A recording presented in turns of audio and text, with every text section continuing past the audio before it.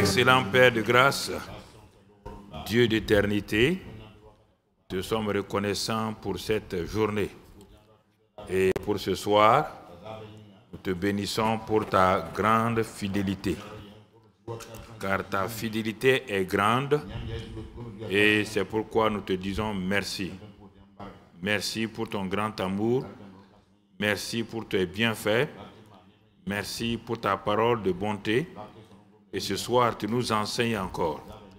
Nous voulons grandir. Nous sommes dans l'année de la croissance, dans la sagesse et la faveur divine. Nous voulons grandir régulièrement pour te glorifier ton nom. Père, sois béni et sois loué. Au nom de Jésus. Amen. Amen. Et Amen. Assois-toi dans la présence de Dieu. Merci Seigneur. Gloire à Dieu. Ce soir, nous sommes là encore. Nous saluons chacun d'entre vous, les éminents hommes de Dieu qui viennent pour assister l'apôtre Richard, donc avec son excellente épouse, le prophète T et la prophétesse Blessing et tout. Ils sont nombreux, ils sont assis quelque part. Voilà, donc, voilà, Pierre est là. Ok, ils sont tous là. Merci. Soyez bénis de venir participer à ce temps de partage de la parole de Dieu. Et nous rendons grâce à Dieu notre Père. Le dimanche passé, nous avons clos le mois d'avril. Nous avons arrêté le mois d'avril afin de nous permettre de progresser vers le mois de mai. Et nous avons vu par ce dernier message-là deux cas d'école, le cas de Jairus et le cas de la femme à la perte de sang. L'un était chef religieux, mais il ne savait pas comment vivre par la foi. Et il a fallu qu'il soit connecté à Jésus. Et quand il a été connecté à Jésus, Jésus l'a mis sur le chemin de la foi. Et sur le chemin de la foi, il a rencontré trois grands obstacles. Le premier obstacle, il a appris à être patient. Au moment où sa fille était à l'extrémité en train de mourir, brusquement, le groupe s'arrête. Parce qu'une femme est venue et cela a arrêté le groupe. Et en ce moment-là, sur le chemin de la foi, les obstacles viennent pour voir si vous êtes impatient ou patient. Et donc, Jairus a pu vaincre ce premier obstacle. Le deuxième obstacle majeur, quand ils ont quitté, la bonne nouvelle, la femme a été guérie de la perte de sang, mais brusquement, une mauvaise nouvelle vient. Les gens arrivent en disant que ta fille est morte. Ce n'est pas la peine d'importuner le maître. Et tout de suite là, sa foi a pris un coup. Mais n'oubliez pas une chose, cet homme-là marchait avec Jésus, l'auteur de la foi. Et l'auteur de la foi ne vous laissera pas tomber. Et tout de suite là, quand Jésus a vu la contenance de cet homme, son visage, il va élever face à une parole négative. Jésus va proclamer une parole positive, une parole puissante. Il dit non, sans tenir compte de ces paroles négatives-là, Jésus dit, ne crains point, mais crois seulement. Et avec cette parole-là, l'homme a avancé, il a vaincu le deuxième obstacle. Le troisième obstacle, c'est quand ils arrivent dans la maison donc de Jairus. La foule qui était là, les croyants qui étaient là, ont perdu tous la foi et ils étaient dans les émotions, dans les sentiments, dans les cris, dans les angoisses. Ils criaient, la fille du chef est décédée. Et chacun veut faire plaisir au chef en roulant à terre, en concours de cris, concours de larmes, pour faire plaisir au chef religieux. Et Jésus a regardé, il dit, ça sont des plaisantins. Il dit non, la fille n'est pas morte, elle dort. Et pour montrer que c'est des plaisantins, tout de suite là, ils ont changé. Ils ont commencé à se moquer. Ils ont commencé à insulter. Ce qui veut dire effectivement, c'était des croyants incrédules. Des croyants qui dans la circonstance T, dans la circonstance C, ont laissé leur foi être maltraitée par les réalités qui sont devant eux. Et là, Jésus est entré et la fille est revenue à la vie. Et le deuxième cas qu'on a vu, c'est la femme à la perte de sang dans le même passage. Car nous sommes restés dans Marc 5, donc le Marc 5 le dimanche. Et nous avons vu, en revenant encore à la femme à la perte de sang, elle n'était pas avec Jésus physiquement. C'est là qu'on voit les deux genres d'hommes et ceux qui arrivent à croire, avoir la foi sans la présence donc, physique du Seigneur. Elle n'a pas été avec Jésus. Elle n'était pas devant Jésus. Elle va être devant la parole. Elle dit c'est la même chose, que Jésus soit là, sa parole soit là, c'est la même chose. La parole d'un homme, la parole d'un roi, que le roi soit là ou qu'il soit absent, sa parole est puissante. Si le roi dit de couper votre tête, même si vous êtes à 300 km, la parole là va couper ta tête. Donc la femme a dit, ah bon, qui est dans notre ville? On dit c'est Jésus de Nazareth. Quel Jésus? Le Jésus qui guérit, qui purifie les lépreux, le Jésus qui donne la vue aux aveugles et lui aux sourds. Elle dit, ah bon, êtes-vous sûr qu'il est dans la ville? Ils ont dit, mais oui. Et où est-ce qu'il est? Il est dans tel endroit. Alors, avec l'écoute de la parole, la foi vient de ce qu'on entend. Elle a entendu la parole. Elle n'a pas besoin que quelqu'un l'accompagne. Ni son mari, ni ses enfants, ni personne. Elle n'a demandé à personne. Dans le chemin de la foi, on ne demande pas aux gens de vous accompagner. Il faut arrêter ça. Vous avez la foi, vous devez marcher. Quand vous êtes né là, vous êtes né avec 2 pieds. Votre maman vous a porté, mais un jour on vous pose sur les 2 pieds. Vous devez marcher. Vous ne marcherez pas avec votre mère, ni votre frère. Non. Vous avez 2 pieds. Vous avez la foi, vous devez marcher. Si vous ne marchez pas, on vous laissera. Les autres iront loin, ils vont vous laisser. C'est ça le chrétien. Ils ont la foi, mais ils ne veulent pas utiliser la foi. Ils veulent être des gens qui sont supportés par d'autres. Et malheureusement, les pasteurs les flattent, on dit que venez, tout le temps vous flattez les gens que les venez. Vous allez faire quoi avec eux? Vous avez une église de 500 personnes. Vous avez 500 fois? Vous avez 500 fois pour donner à vos chrétiens là. Alors, donc, à raconter, donnez la parole. La femme a entendu la parole. Quand elle a entendu la parole, elle dit cela me suffit. La parole me suffit. C'est quelle parole? Ce n'est pas dit par un prophète. Ce n'est pas un apôtre. C'est des voisins, des gens ordinaires qui lui ont dit Jésus est là. Elle dit quel Jésus? On a décrit Jésus. Ici c'est lui là. Elle s'est assise. Elle a développé sa foi. Elle a dit je me lèverai, j'irai. Je vais toucher son vêtement par derrière même. Parce qu'on ne veut pas que les femmes avec peur de sang soient devant Jésus. Donc, derrière, il serait guéri. Elle a cru, elle a parlé, elle a proclamé, elle a agi, elle a pris possession, les 5 éléments qu'on a vus dimanche. Et elle était guérie. On a conclu par ça le mois d'avril en disant, bon, bien-aimés frères et sœurs, et moi, je crois, si j'étais des chrétiens, au lieu de m'asseoir à la maison pour regarder la Impact TV, je viendrais. Parce que quand l'atmosphère est remplie de la parole de foi, elle agit plus rapidement que lorsque... Parce que quand vous êtes assis devant votre télé et que vous êtes à Ouagadougou-Ville ici, le téléphone va sonner. Satan n'est pas idiot. Il fera sonner le téléphone. Il dira, il y a telle chose que vous n'avez pas fait. Vous allez partir, la parole qui vous est adressée. Le message de 2 heures là, ce n'est pas tout qui est pour vous. Chacun a un message. Peut-être c'est le message d'1 seconde. La parole de d'1 minute. Et c'est en ce moment où vous êtes levé pour aller faire des choses. Et vous avez manqué votre contact avec la parole de Dieu. Alors c'est pourquoi, alors on a clos donc le mois d'avril, le dimanche, Et comme on va attaquer le mois de mai, Dieu voulant, le dimanche prochain,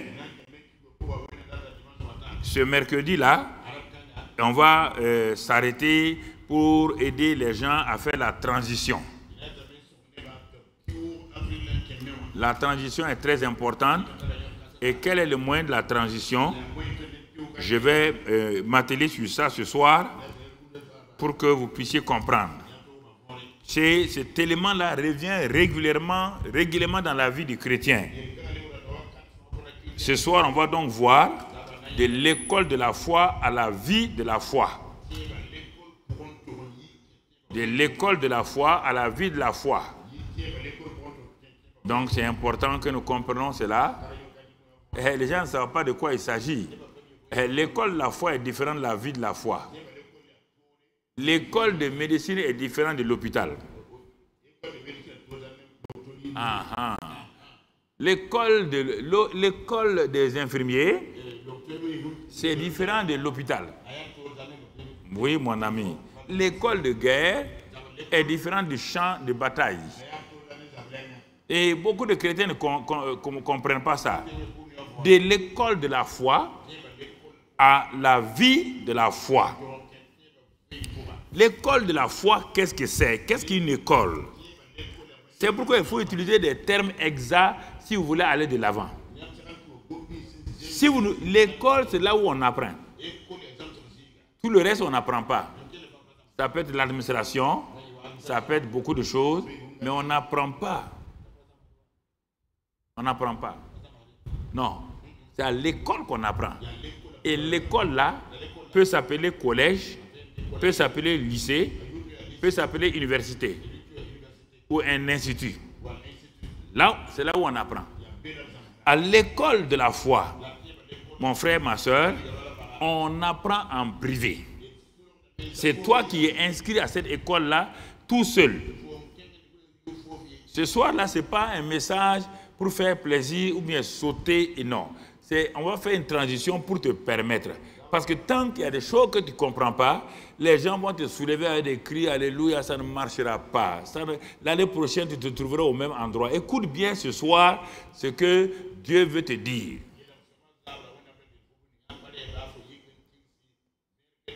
Donc, à l'école de la foi, mon frère, c'est une école où on s'inscrit en privé. Et c'est une école où on expérimente. C'est une école d'expérience. C'est une école où les choses, nous apprenons les choses qui sont enseignées de la bouche de l'enseignant, le Saint-Esprit. Nous essayons ces choses-là sur nous-mêmes et par nous-mêmes. Et après, nous voyons que nous sommes affermis. Nous sortons comme un expert. Donc, l'école de la foi, je pars m'inscrire. Quand je deviens chrétien, je me suis inscrit à l'école de la foi. Tout commence par là.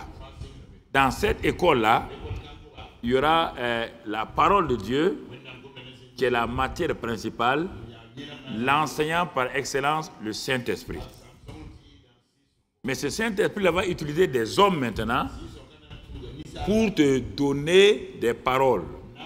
Il est le professeur titulaire.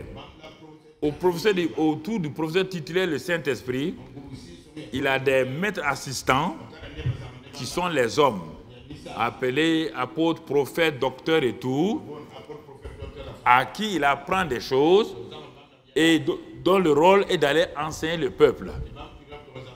Donc, si je suis inscrit à cette école-là, je commence à apprendre les choses en privé d'abord.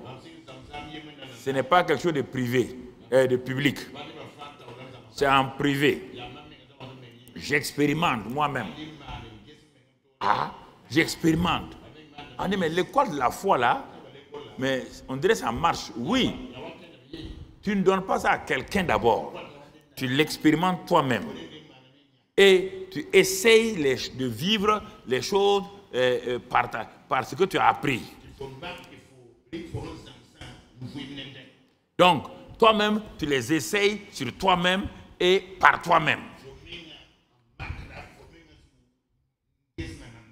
Et un moment viendra, le temps convenable viendra, où le Saint-Esprit dira, maintenant, tu vas passer de l'école de la foi à la vie de la foi.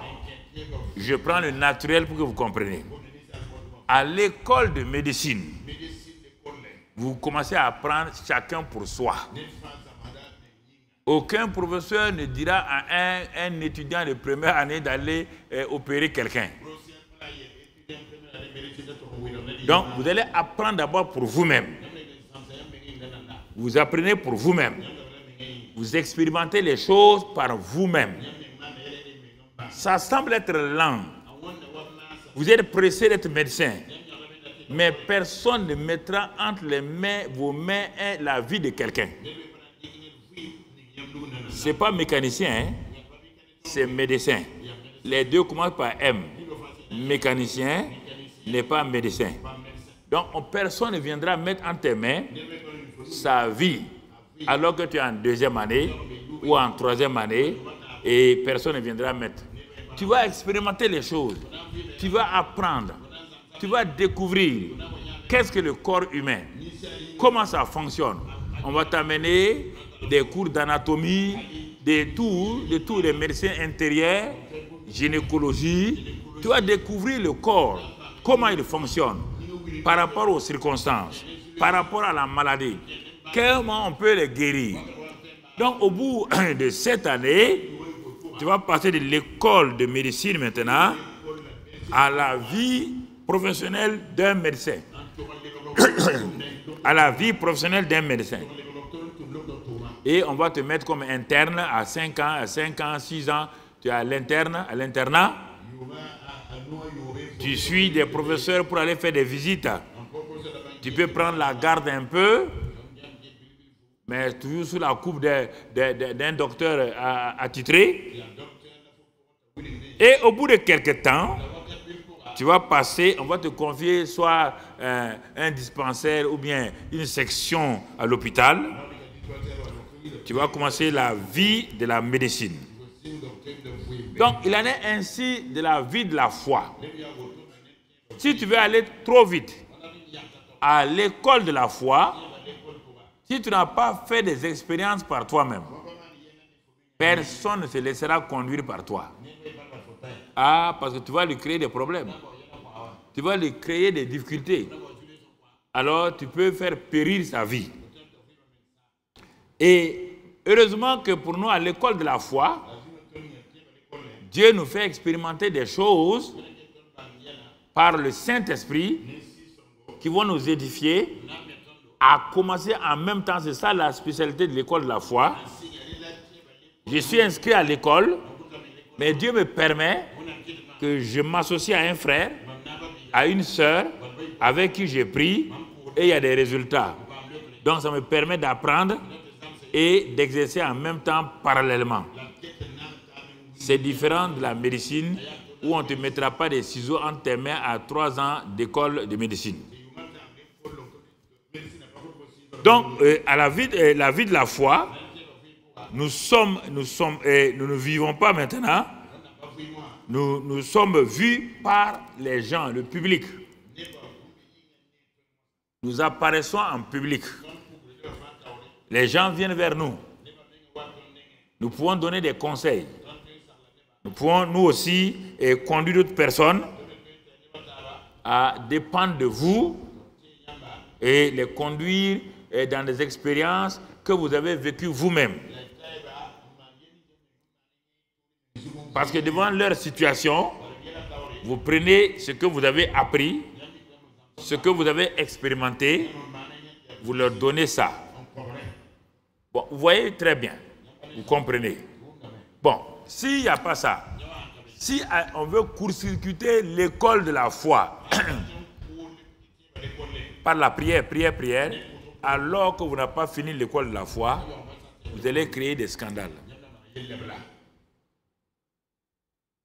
Ah, vous n'avez pas la foi pour soulever une montagne.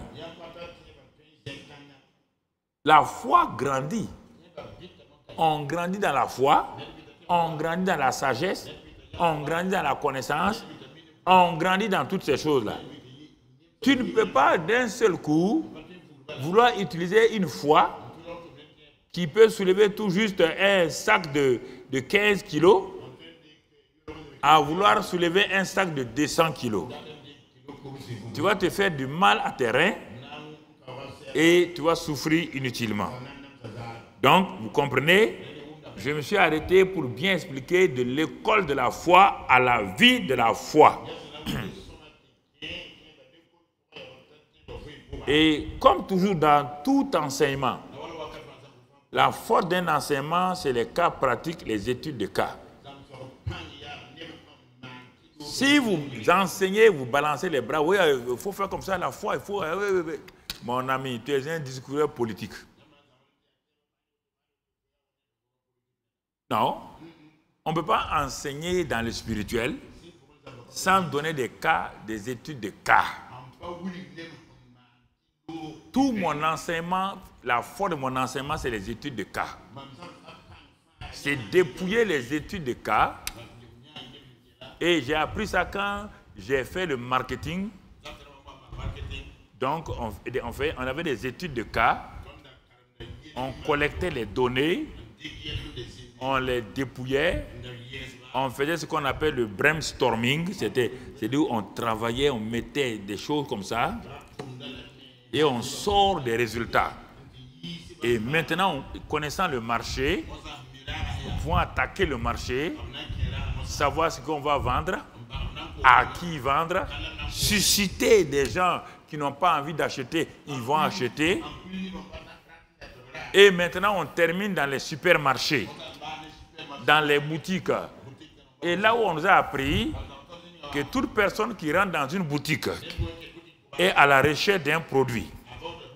Peut-être qu'il ne sait même pas quel produit. Il ne sait pas de quel produit il s'agit. Mais il rentre là-dedans. Ne le laissez pas sortir les mains vides. Il n'y a pas de touristes de boutique. Transformez les touristes de boutique en acheteurs. Comment? En marketing, on te dit, quand tu fais le rangement, quand je rentre dans les boutiques, là, je ris. Nos commerçants, là, ils mélangent tout, quoi. Et même les sœurs qui vendent, là, ils mélangent tout. Dans un magasin, quand vous rentrez, la première vue, les premiers rayons qui sont devant vous, vous voulez, les gens, vous avez fait la publicité. Donc, il y a trois niveaux. Il y a le niveau de la vue, où vos yeux voient. Il y a les choses qui sont en bas, il faut se baisser pour les prendre. Et les choses qui sont un peu plus haut, il faut s'élever pour aller les chercher. Mais si vous partez mettre les nouveaux produits que vous voulez faire la promotion en bas ou en haut, ceux qui rentrent dans la boutique là, ils n'iront jamais là-bas. C'est pourquoi vous trouverez les savons, les balais, soit en bas. Tu as besoin de ça. Tu vas te plier. Tu vas prendre. Mais les nouveaux produits, on les met devant. Quand ils rentrent, comme les femmes, ce sont les poissons. Ah! Elle dit à sa copine, j'ai vu ça à la télé l'autre jour. J'ai vu ce produit-là. T'as pas vu? Oh oui, on a vu. C'est devant leurs yeux. Leurs yeux, on fait kouka, kouka, kouka, kouka. Bon, on va essayer, hein? Moi aussi, je vais essayer. C'est comme ça. Mais les verres qui sont des produits assez légers, on les met au niveau de la main. Parce qu'on a peur de prendre les verres que ça tombe.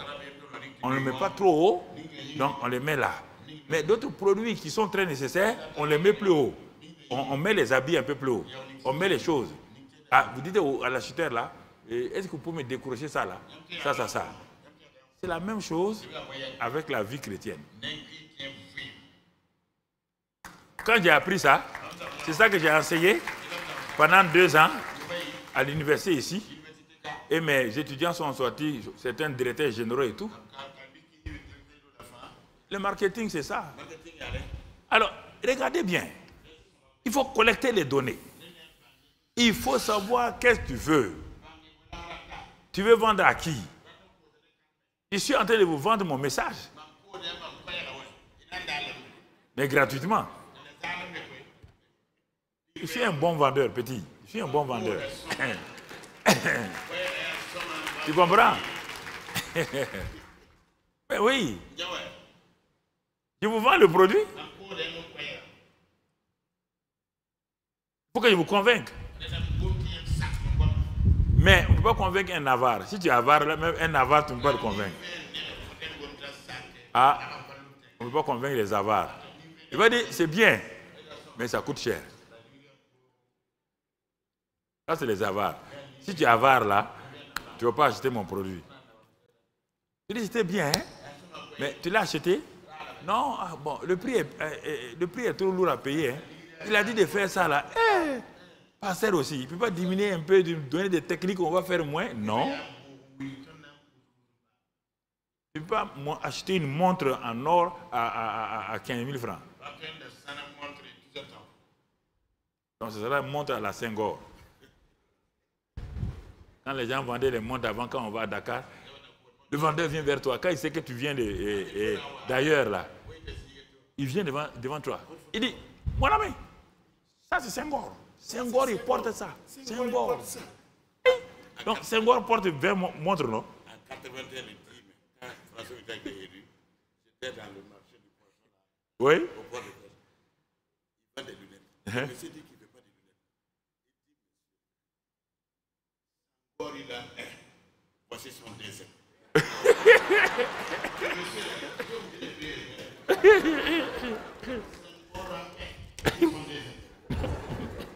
Amen. Non, c'est pour saisir, vous savez, la pédagogie spirituelle, ce n'est pas de venir bombarder les gens. Il faut saisir l'attention de ton auditoire ou des téléspectateurs. Il y a des moments où tu ralentis, il y a des moments où tu précipites, il y a des moments où tu décantes les choses pour que ça passe. Donc nous sommes de l'école de la foi à la vie de la foi. Ah mais pasteur, ça fait longtemps qu'on a entendu parler de la foi. Non, tu as entendu parler de la foi, mais elle ne marche pas. Donc nous sommes obligés de reprendre ça pour amener au fur et à mesure, pour que tu puisses comprendre de quoi il s'agit. De quoi il s'agit exactement. Et ça va t'aider à aller de l'avant, à progresser et à montrer comment tu vas fonctionner. Donc, on va prendre un exemple de quelqu'un qui est apparu comme ça dans 1 Roi 17, on va aller de l'Ancien Testament au Nouveau Testament. Dans 1 Roi 17, regardons la vie d'un homme qui est apparu, il s'appelle Élie le Tishbite. Élie le Tishbite, l'un des habitants de Galade, dit à Akab, l'Éternel est vivant, le Dieu d'Israël dont je suis le serviteur. Il n'y aura ces années ni rosée ni pluie, sinon à ma parole. Voici un homme qui va être à l'école de la foi, ensuite pour passer à la vie de la foi. Il avait dans son cœur le désir que son pays avance. Parce que Akab avait pris en otage Jézabel, le peuple de Dieu. Alors, comme Dieu a vu son cœur, il souffrait pour son peuple. Il avait faim et soif de voir son peuple libéré entre les mains des Baals et des Astartés.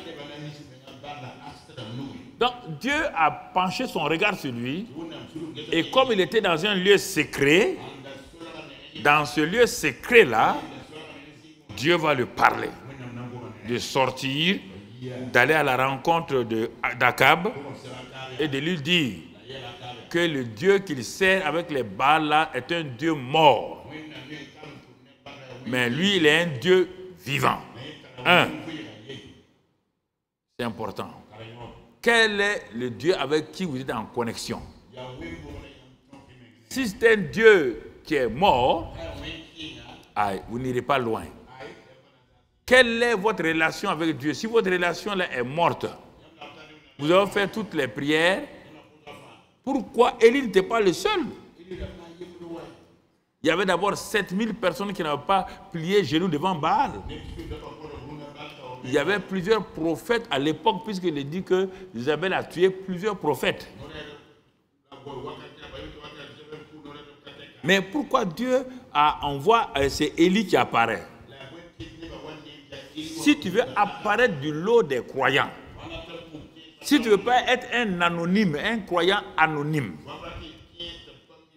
il faut apprendre le temps pour être à la présence de Dieu, être dans le lieu secret pour écouter la voix du Seigneur.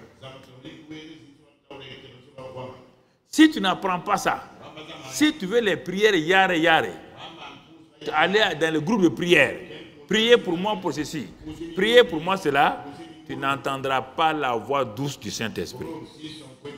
Dieu ne pourra pas t'utiliser. Tu seras un receveur, mais pas un donateur. Tu vas recevoir des choses pour ta vie, mais tu ne pourras pas donner. Ce sont ceux qui sont en connexion avec le Saint-Esprit.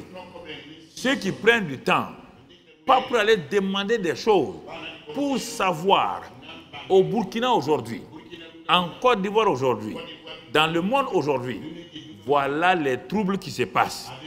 Voici les situations dans ma famille, dans telle chose, dans mon entreprise. L'entreprise est en train de chuter et nous risquons de perdre notre travail. Mais il y a un chrétien, une chrétienne là-bas, va s'engager pour voir de quelle manière il va sauver l'entreprise. Il va sauver donc la famille. Ce sont des gens comme ça que Dieu cherche. Pas des chrétiens qui remplissent les églises à la recherche de bénédiction. Élie n'était pas le seul prophète. Et d'abord, on n'appelle pas prophète. On dit un habitant de Galal, donc de Galade. Un des habitants de Galade. C'est votre faim et soif qui va vous déterminer à monter de grade, à passer d'un simple habitant à prophète, à apôtre, autre chose, comme Barnabas.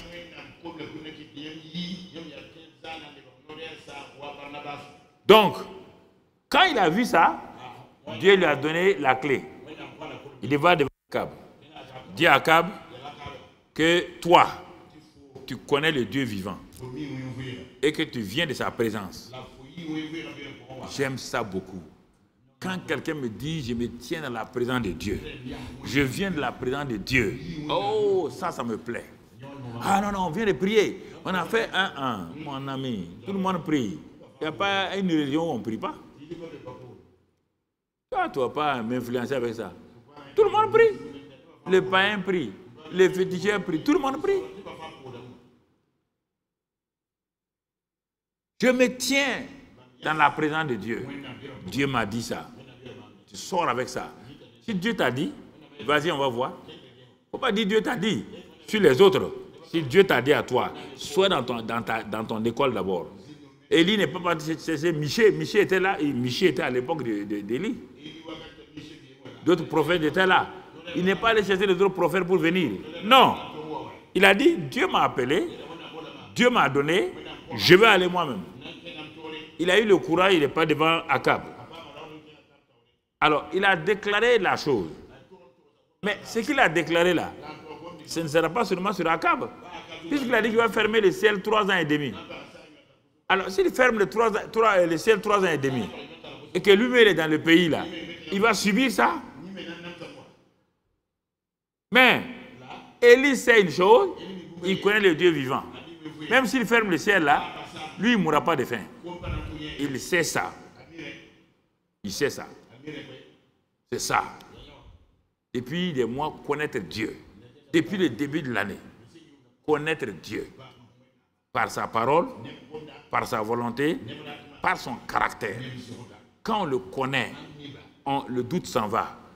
Mais quand on ne le connaît pas, on veut le manipuler. On veut le bousculer. On veut pleurer. Non. Si tu le connais, ce qu'il aime là, tu vas faire ça. Ce qu'il n'aime pas, tu laisses ça. Si ce qu'il n'aime pas, Tu sais que tu ne peux pas manipuler Dieu. Tu ne peux pas manipuler Dieu. S'il a dit qu'il n'aime pas ça là, il ne l'aime pas éternellement. Il est éternel. S'il dit qu'il n'aime pas une chose là, ce n'est pas pour 3 mois. Hein. Il ne l'aime pas éternellement. S'il dit qu'il n'aime pas la haine, il n'aime pas la haine éternellement. S'il dit qu'il n'aime pas la rancune, tu ne peux pas le flatter. S'il dit qu'il n'aime pas l'orgueil et des ambitions démesurées, il ne les aime pas, il ne les aime pas. Il ne changera pas pour faire plaisir à quelqu'un, ni à moi, ni à toi. Donc, il faut savoir connaître le caractère de Dieu. Les gens ne connaissent pas le caractère de Dieu. Il conduit les gens dans des prières. Voici quelqu'un qui est dans la désobéissance. On va prier, on dit on a une révélation.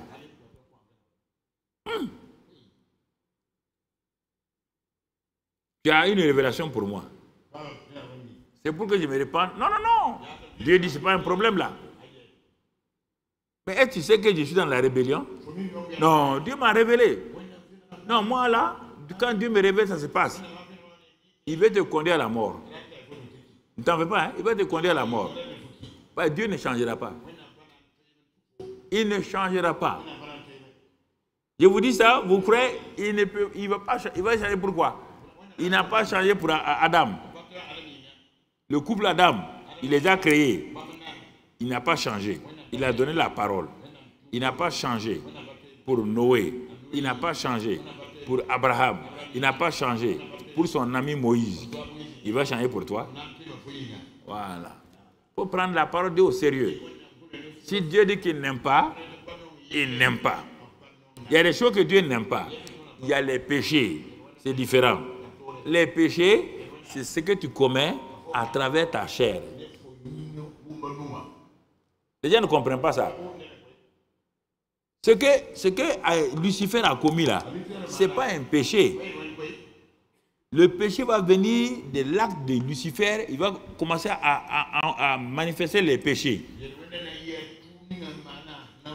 C'est ce que Dieu ne veut pas du tout là, comme il va faire avec Adam.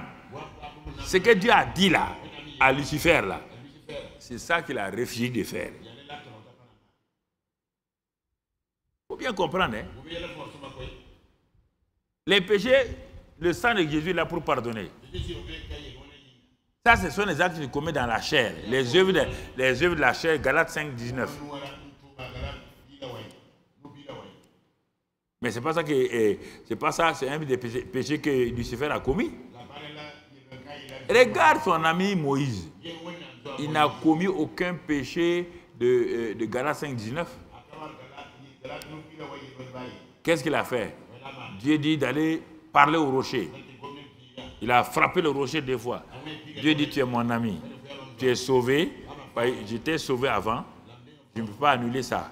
Mais tu n'entreras pas à la terre promise. Moïse a plaidé. Dieu a dit, il n'entrera pas. Il monte sur la montagne et meurt. Il faut bien connaître ces choses-là. C'est pourquoi il faut faire attention. Quand Dieu te prévient, va faire ça. Si tu ne fais pas, quand il te laisse, c'est fini pour toi. Je donne cette parenthèse-là que vous comprenez. Souvent, la plupart des chrétiens, ce n'est pas les péchés. Ils affrontent Dieu. Ils ne veulent pas pardonner. Ils ne veulent pas se réconcilier. Ils jurent que si ce n'est pas à l'Ahara, ils ne vont pas faire comme ça. Dieu dit non, mon enfant, si tu es ça là, tu vas aller à l'Ahara. L'Ahara, tu ne me verras pas. Moi, je ne suis pas à l'Ahara. Donc, vous voyez, quand j'insiste sur ces choses-là, dites aux gens, tu es en train de jouer à ta vie. Il ne faut pas dire aux frères, on va prier. Non, non, non. Dis aux gens, ici, là, tu es en train de jouer à ta vie. Tu es en train de jouer à ta vie.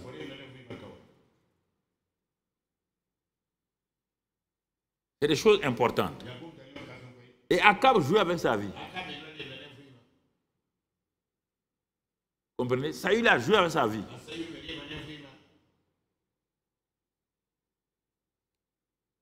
Et ça lui a coûté cher. Alors maintenant que Élie a obéi à Dieu, Dieu va dire à Élie de s'inscrire à l'école de la foi. Les premiers cours de l'école de la foi, Comment être nourri dans des temps de famine et de difficultés. Soi-même. Ah. Tu as fermé le ciel, hein? Tout le monde applaudit. Élie a une fois, il a fermé le ciel. Dieu dit, ça c'est moi qui t'ai dit de fermer.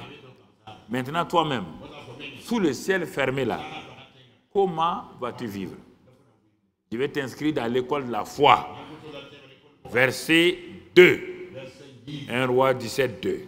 Et la parole de l'Éternel fut adressée à Élie en ces mots. Pars d'ici, dirige-toi vers l'Orient et cache-toi près du torrent de Kérif qui est en face du Jourdain. Tu boiras de l'eau du torrent et j'ai ordonné aux corbeaux de te nourrir là. Élie partit et fit selon la parole de l'Éternel. Et il alla s'établir près du torrent de Kérif qui est en face du Jourdain. Il s'est inscrit à l'école du Jourdain et il va participer au cours. Le cours, c'est quoi? C'est la patience, l'attente de que la parole de Dieu se réalise. Il est assis. Dieu dit qu'il a ordonné à des corbeaux de le nourrir. Il n'a pas dit à Élie, appelle les corbeaux. Élie n'a pas le pouvoir de les appeler. Ok. Il n'a pas le pouvoir. C'est Dieu qui a donné le programme d'approvisionnement d'Élie par les corbeaux. Ça vient du ciel.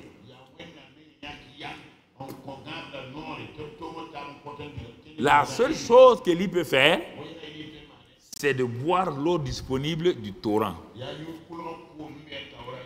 Parce qu'il a besoin de boire de l'eau afin de ne pas être déshydraté dans cette période sèche. Donc, à l'école de la foi, il y a des travaux pratiques, comme je vous ai dit, qui vont vous permettre d'augmenter votre expérience.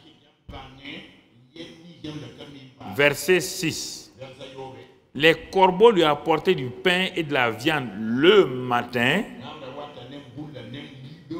et du pain et de la viande le soir et il buvait de l'eau du torrent. À l'école de la foi, c'est le professeur qui décide comment tu dois marcher. C'est le professeur qui vient avec son cours, avec ses travaux pratiques.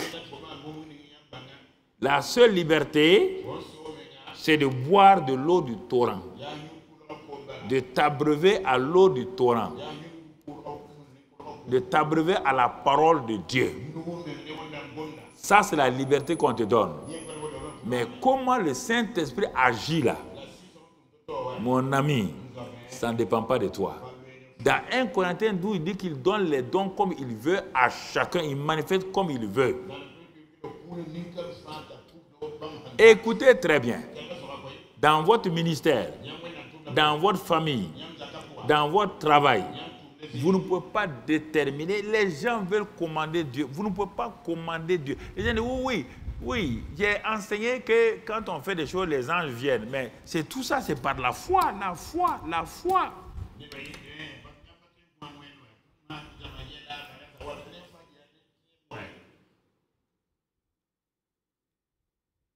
Regardez, chaque jour, l'attente d'Élie devient facile. La première semaine, c'était difficile. Mais au fur et à mesure qu'il est dans cette école-là, ça a commencé à être facile. Et il ne grognait plus. Il ne murmurait plus. Et quand Dieu a vu qu'il a été bien formé, on dit au verset 7, au bout d'un certain temps, le torrent fut à sec. Dieu a mis le torrent à sec. Ah, Seigneur, même le torrent là, il est à sec. Pourquoi? Parce que Dieu a vu que tu dois passer à la vie de la foi. Et car il n'était point tombé de pluie dans le pays. Et il a attendu les corbeaux ne viennent plus. L'école de la foi, frères et sœurs, l'école de la foi, c'est l'école d'apprentissage. C'est l'école où tu apprends à écouter par le Saint-Esprit et tu t'appuies sur la parole de Dieu. Les gens ont embrouillé les choses comme si eux, ils peuvent changer les situations, les circonstances comme ils veulent.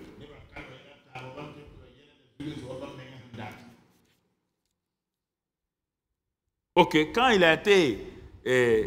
a formé son cycle d'école de la foi, verset 8, on va passer au premier niveau de la vie de la foi d'Élie.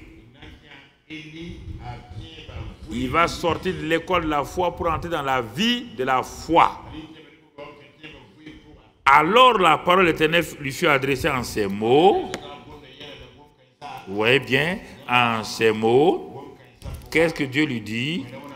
Dieu lui dit, lève-toi, va à Sarepta, qui appartient à Sidon, et demeure là. Ah, je t'envoie à ton premier poste de fonctionnement professionnel et spirituel. L'affectation spirituelle intervient. Ce n'est pas toi qui décides où tu dois être affecté. Le fonctionnaire ne décide pas où il doit être affecté.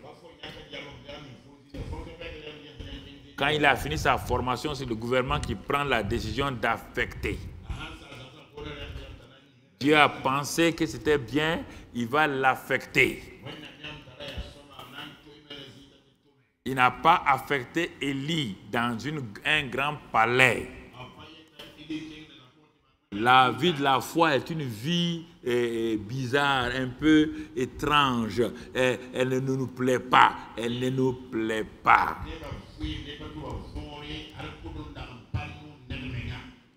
D'abord, va à Sidon et va à Sarepta Sidon.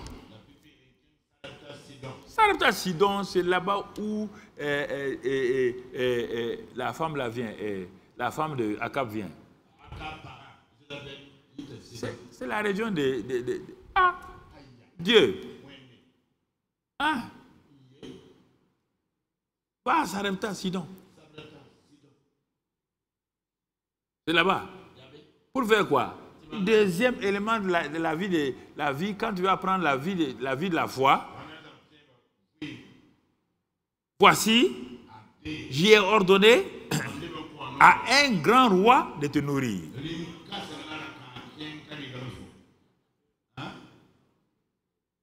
À qui?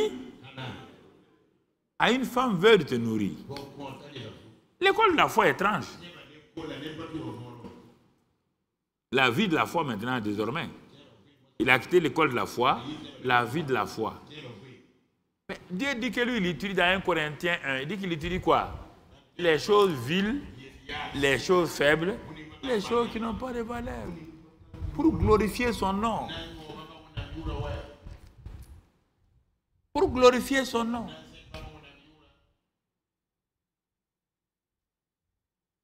Ah bon?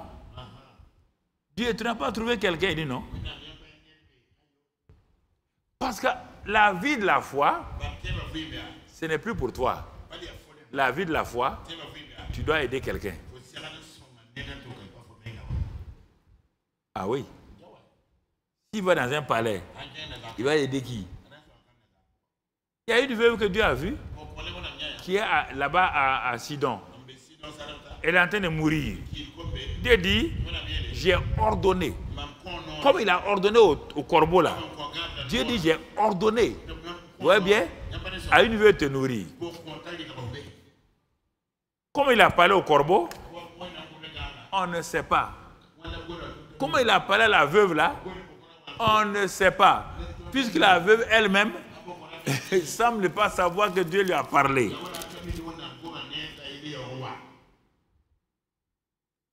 La vie de la foi. Ceux qui sont en contact avec nous, et vous apprenez? La vie de la foi, pasteur.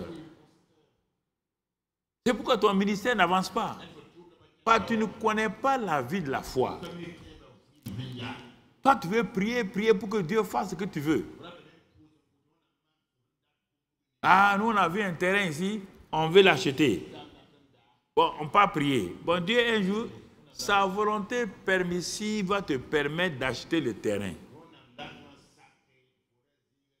Il y a plusieurs années, quand on enseignait ces choses-là au départ, il y a un couple qui voulait construire leur maison d'habitation donc dans une ville. Et ils ont prié comme cela se doit, ils ont prié et jeûné. Et quand ils ont prié et jeûné, la pensée est venue que tel endroit-là, c'est un bon endroit pour construire leur maison. Mais je crois que c'est la femme qui n'a pas la paix. Elle dit à son mari, est-ce que cet endroit-là est bien? Oh, son mari dit, regarde, c'est presque en dehors de la ville. Et regarde les arbres, regarde les champs d'oiseaux. On sera entouré d'un... La femme dit, mais je n'ai pas la paix. Bon, la femme, vous savez, le mari dit, bon, les femmes, vous êtes difficiles comme ça, là. Je vais t'offrir une belle maison avec un environnement. Mais la femme dit, non. Bon, ok, si tu veux, on va construire. Ils ont emprunté, ils ont construit. Une très belle maison. Écoute-moi très bien. Ils sont rentrés là-dedans une année. Leurs amis venaient, congratulations, félicitations, vous avez une belle villa, 2 années, bien.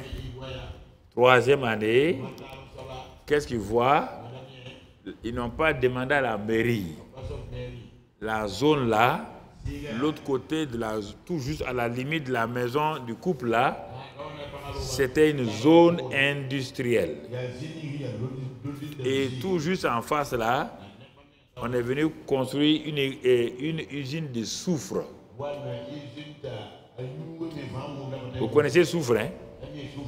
Même à 500 mètres, l'odeur là vient.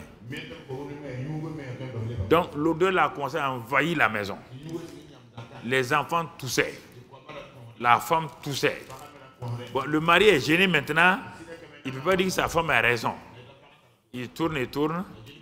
La femme dit, pour qu'on ne tombe pas malade ici et qu'on meure ici, qui va acheter la maison? C'est ainsi qu'ils ont perdu. La vie de la foi, il y a plusieurs choses dont il faut prendre en compte. Ce n'est pas la prière de la foi qui fait la vie de la foi. Dans la vie de la foi, il y a la prière de la foi. Et il n'y a pas que ça. Il y a le discernement. Il y a la voix du Saint-Esprit. Il y a la parole écrite. Est-ce que ça va en aliment avec ce que je veux faire? La vie de la foi est assez complexe, car elle demande beaucoup de choses à la fois. Parfois, elle semble être simple, mais si on y prend garde, son résultat nous crée des problèmes. Donc, Élie a été formé à l'école de la foi. Quand Dieu l'a dit, une veuve va te nourrir, et à Sarepta, là où se trouve le père de Jézabel, il a dit, si c'est Dieu qui me parle là, il n'y a aucun problème. Il est parti là-bas. Et vous connaissez l'histoire, on ne va pas le répéter. Avec la vie de la foi, il a pu aider cette veuve-là, sauver cette veuve et son enfant, manger lui-même pendant 3 ans, bien être nourri. Un prophète, les gens ont dû dire, Élie, on le cherchait partout. C'était parce que personne ne pouvait penser, vous voyez comment Dieu fait, personne ne pouvait penser que Élie était dans la maison d'une veuve. On l'a cherché partout. On ne l'a pas trouvé. On dit non. Quand on parle devant la maison de la veuve, là, on dit non, il n'y a rien ici. Oh, Élie était là-bas. Élie était là-bas. C'est comme ça que Dieu fait. Pour sauver Israël, Dieu a pris le libérateur, allait mettre dans la maison de Pharaon, il mangeait gras, il buvait gras, et c'est lui qui va détruire Pharaon. C'est comme ça. Les secrets de Dieu, c'est comme ça.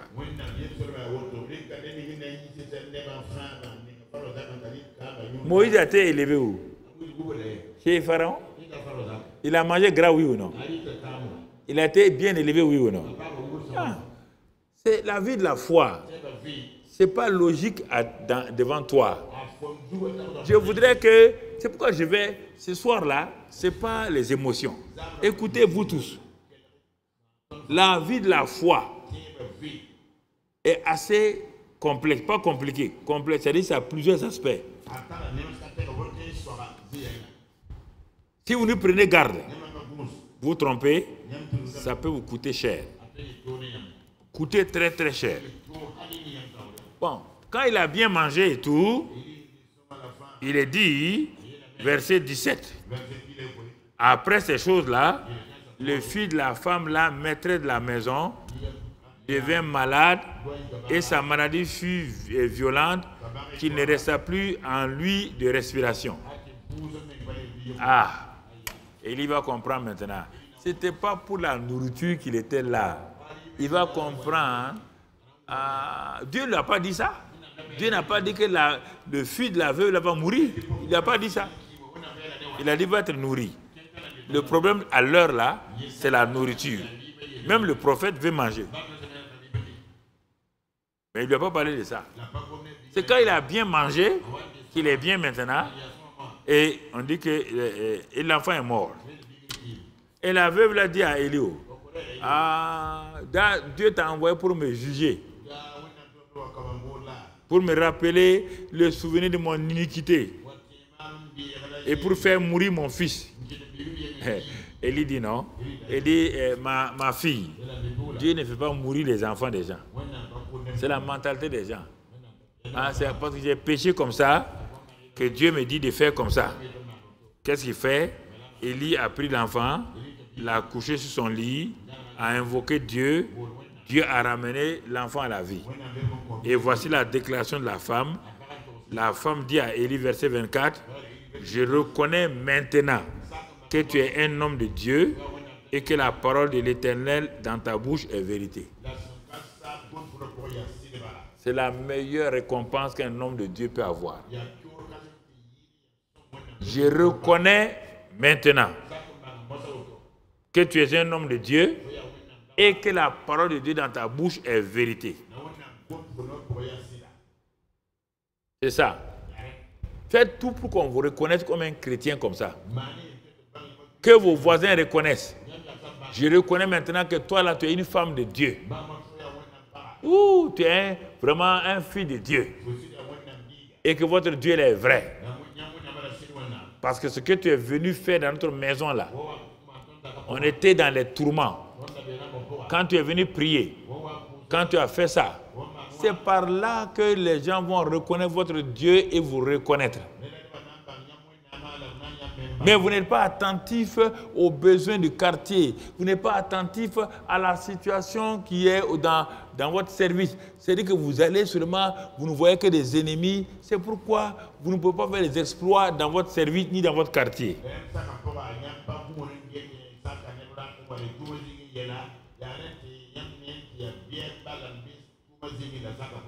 Ensuite, quand il a fini là-bas, Dieu est en train dans la vie d'Élie, il est en train de grandir. Maintenant qu'il a ressuscité, nourri des gens pendant la famine, avoir été formé à l'école de la foi, Dieu lui dit maintenant, allez, va plus loin. Va maintenant devant tout le pays. Vous voyez comment la vie de la foi augmente, jeunes gens. J'espère que je pourrai donner cet aspect-là le 1er mai à la nouvelle génération. Il y a beaucoup de choses à dire. Je suis en train de voir qu'est-ce qu'il faut choisir de leur dire. Mais s'il n'y a pas ça là, vous faites des prières, vous avez ramassé les gens, vous priez. Dans votre vie personnelle, votre vie de famille, vous ne voyez pas ça. Le ministère extérieur là, il n'a pas été établi sur une expérience de vie privée avec le Saint-Esprit. Vous n'irez pas loin. Vous n'irez pas loin. L'homme qui va faire descendre le feu, là, il n'a pas commencé par le feu. Il a commencé à être nourri lui-même pour ses problèmes quotidiens. C'est ça la croissance de la foi. Passer de l'école de la foi à la vie de la foi. Passer d'Abraham à Abraham. C'est tout ça. C'est pourquoi quand je finis une session, je suis obligé de revenir sur la foi pour qu'on aille un peu plus loin. Parce que sans la foi, on ne peut pas aller loin. Non. Nous sommes à la fin donc, du mois d'avril. La manifestation donc, de l'œuvre achevée par le Saint-Esprit. Mais ça se fait comment? On a parlé du Saint-Esprit, mais ta part, elle est dans ta foi. Donc tu vois. Maintenant, 1 Roi 18. Bien des jours s'écoulèrent et la parole de l'Éternel fut ainsi adressée à Élie dans la 3e année. Ce n'est pas dès que Élie a quitté le torrent qu'il est parti ouvrir le ciel pour envoyer le feu. Votre foi ne peut pas ouvrir le ciel et envoyer le feu si vous n'êtes pas passé par les expériences d'abord qui vous ont rassuré vos voisins directs et tout, votre église.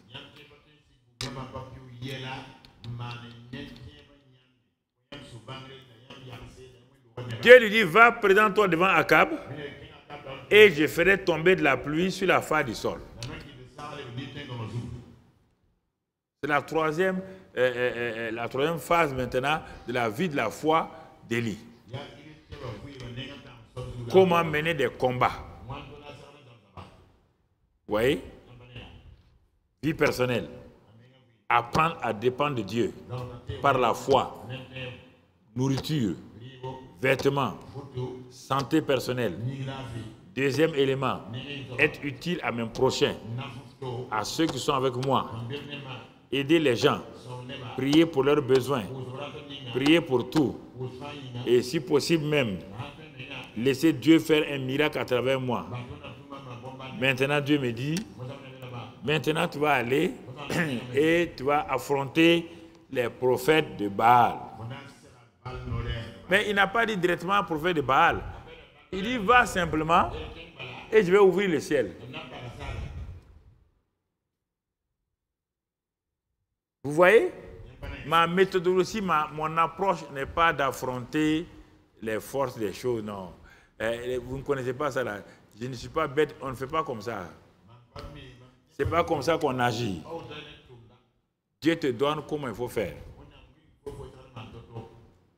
Pas de t'asseoir à lieu public, dit bon, venez, on fait démonstration, on va voir qui va envoyer le feu. Tu vas te faire ridiculiser et tu risques de mourir.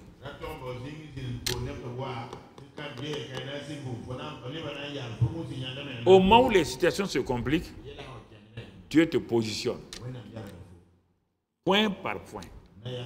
Doucement. Mais tu ne dis pas ça à quelqu'un. Est-ce que tu as vu jusqu'à présent Élie avec quelqu'un? Non. Il n'est pas avec quelqu'un. Parce qu'il y avait quelqu'un à côté d'Élie, ça ne va pas marcher. La personne va le décourager ou quelque chose comme ça. Dans un temps d'abord, Dieu t'isole et t'utilise. C'est plus tard qu'Élie aura un serviteur. Mais pour le moment, Dieu ne lui a rien donné. Il s'en va et il dit au peuple que Akab avait réuni. si l'Éternel est Dieu, venez vers moi. S'ils sont les Baals, allez vers eux. Le peuple n'a rien répondu.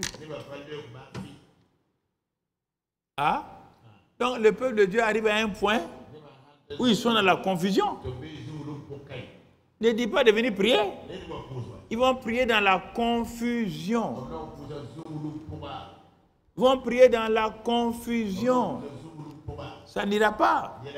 Ils vont entendre des voix qui sont des fausses voix prophétiques. Le peuple doute de tout le monde. Ah, si le roi amène des Baals, et ils sont plus nombreux, et toi, Élie, où sont tes camarades? Tu es seul. Le peuple aime la foule. Ils aiment la majorité. Ils ne savent pas qu'un homme plus Dieu, ça fait majorité absolue. On ne peut même pas ajouter un à éternel, ça n'a pas de sens. Si vous mettez le signe, donc l'éternel, si vous ajoutez un, ça ne change rien. Les nombres sont déjà inclus dans éternel.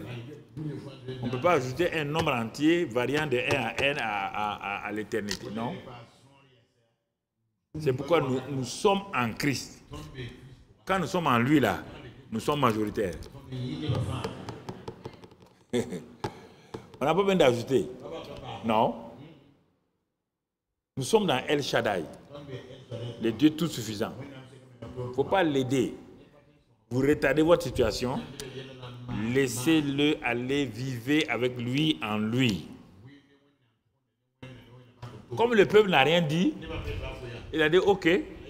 Maintenant, Élie, regardez, la vie de foi là. Il est dans la vie de foi. Maintenant, il connaît Dieu. Il n'y a même plus de doute. Il dit bon, ok, il n'y a pas de problème. On va faire une démonstration. Hein? On va faire une démonstration. Bon. Donnez un bœuf, un taureau au prophète de Baal et vous allez me donner un taureau aussi. Chacun va établir son autel à son Dieu. Ils vont établir l'autel de Baal. Moi, je vais établir l'autel d'Éternel qui avait été renversé. Il va le restaurer. Mais il dit au Baal, étant donné que vous êtes majoritaire, je vous laisse la place. Le peuple dit, ah, le peuple dit c'est bien. Vous voyez bien? Le peuple dit c'est bien. Ils n'ont rien dit encore. C'est bien. Les Baals ont crié. Ils ont tout fait. Rien. À 13h, bon, Élie dit, bon, arrêtez. Comme Baal ne répond pas, je prends la relève. Mais je prends la relève à 13h. Dans un temps de sécheresse. Pour dire que le feu qui va venir là, ce n'est pas un feu venu du naturel. Parce que comme il fait chaud là, vous allez croire que j'ai manipulé. Donc, amenez de l'eau, versez sur mon autel, sur mon holocauste. Ils ont mis l'eau, ça coulait partout. Or, l'eau et le feu ne peuvent pas aller ensemble. Là où il y a l'eau, quand le feu vient, il va s'éteindre. C'est ça. Élie est allé, il a fait un défi plus grand. Parce qu'il connaît Dieu. Regardez ce qu'il va dire. Ce que Élie n'a pas dit au début, maintenant il va le dire. Il dit au moment de la présentation dans 1 Roi 18, verset 36, au moment de la présentation de l'offrande, Élie le prophète s'avança et dit, Éternel Dieu d'Abraham, d'Isaac et d'Israël, que l'on sache aujourd'hui que tu es Dieu en Israël. Première chose, toute démonstration doit élever Dieu. Pas pour vous, hein? Ah non, non, non. Quand vous voulez des choses, quand c'est fini, on ne voit pas Dieu. Ah, Dieu n'aime pas ça. Je préfère vous dire. Ah oui, Dieu, tout le temps, Dieu m'a béni. Ah bon? Ah, Dieu n'est qu'un bénisseur. Où est la part de sa gloire? C'est ça. Quand Dieu fait comme ça une fois, deux fois, tu ne fais rien, il se tait, il ne fait plus rien. Là, je ne comprends plus Dieu. Tu ne comprends pas Dieu. Toi, tu viens, je vais t'aider une fois. Je vais t'aider 2 fois. Tu ne viens pas me dire merci. Tu viens 3 fois. Moi, je te donne le dos. Dieu fait comme ça. Le manque de reconnaissance, Dieu n'aime pas ça, il hait ça. Il n'est pas votre petit garçon, il n'est pas votre planton, il est Dieu. Il est Dieu. Il est Dieu. C'est important que nous comprenions. Il est Dieu. Alors, que l'on sache aujourd'hui que je suis ton serviteur et que j'ai fait toutes ces choses par ta parole. Mais pourtant, on n'a pas vu Dieu parler à Élie. Il y a des choses, quand tu arrives à un niveau donné, tu peux faire, parce que tu veux faire la gloire de Dieu. Ça correspond à la... C'est pourquoi Paul dit parfois, ce n'est pas Dieu qui parle, c'est moi qui parle. C'est moi qui dis ça. Dieu a dit, Saint-Esprit, fais écrire ça dans la Bible. La bouche de mon serviteur, c'est ma bouche. Ce qu'il a dit là, c'est ça. Nous comprenons. Alors, il dit, réponds-moi, Éternel, réponds-moi afin que ce peuple reconnaisse que c'est toi, Éternel, qui es Dieu et que c'est toi qui ramènes leur cœur. Et le feu de l'Éternel tomba. Il consuma l'holocauste, le bois, les pierres et la terre. Il absorba l'eau qui était dans le fossé. Quand tout le peuple vit cela, ils tombèrent sur le visage et dirent, c'est l'Éternel qui est Dieu, c'est l'Éternel qui est Dieu. Donc, voici le 3e élément de la vie de foi. La vie de foi montre aux gens qui sont là que ton Dieu est le vrai Dieu. Voilà. Il n'y a même pas d'ambiguïté. Il n'y a aucune ambiguïté. Que leur fétiche là ne peut rien te faire. Que leur grigui ne peut rien te faire. Que ton Dieu est le vrai Dieu. La vie de foi, c'est ça. Allez avoir des caracolos veut me dire que Dieu nous a bénis. Tout le monde a caracolo. Bah, au marché, tu vas trouver caracolo là-bas. Hein? Pour montrer, Abraham a été suscité pour montrer au monde que l'Éternel est Dieu. Et il a montré. Tu as été sauvé pour ça. Christian d'aujourd'hui, là, j'ai été sauvé, Dieu va m'aider, c'est pourquoi ça ne marche pas. Tu as été sauvé pour révéler au monde qui est Dieu. Paul dit à l'église d'Éphèse qu'ils ont été suscités pour montrer la sagesse infiniment variée de Dieu aux dominations, aux autorités. Depuis que tu es chrétien, tu as montré Dieu à qui? Tu as montré Dieu à qui? Les gens dans ta famille, ils sont malades. Tu ne peux même pas prier qu'ils soient guéris. Toi aussi, tu pars t'asseoir avec eux. Quand ils te disent, on va aller chercher des racines là-bas. Toi aussi, tu dis, bon, voilà l'argent, allez acheter les racines. Bon, on va aller voir tel féticheur là. Toi, tu donnes l'argent. Tu veux que qui va te suivre? Qui te connaît? Et le problème, c'est ça. Au service, c'est la même chose. L'entreprise en difficulté. Tu ne peux pas rassembler les gens dans une salle à 13 heures. Venez, venez, venez, mon Dieu là va répondre. Eh, monsieur le directeur, on peut avoir cette salle-là, allez-y. Tu réunis tes camarades. Tu pries pour l'entreprise. On va prier. Cette semaine, on va prier. Mon Dieu fera quelque chose pour l'entreprise. Et ton Dieu agit. C'est comme ça qu'il faut démontrer. Tout le temps prier pour moi. Je veux ça, je veux ça, je veux l'Hamburgi.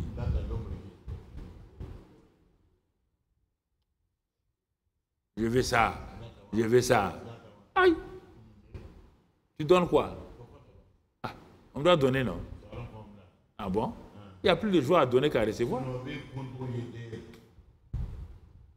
Tu veux qu'on te voie? On doit voir Dieu. Pourquoi tu veux qu'on te voie? On doit voir Dieu. Laisse qu'on voit Dieu. Quand on va voir Dieu là, il dit quand Christ apparaîtra, vous paraîtrez aussi. L'ânesse a révélé Jésus à ceux de Jérusalem. Mais quand on a écrit l'histoire de Jésus rentrant à Jérusalem, est-ce qu'on a oublié l'ânesse? On l'a oublié? On ne l'a pas oublié.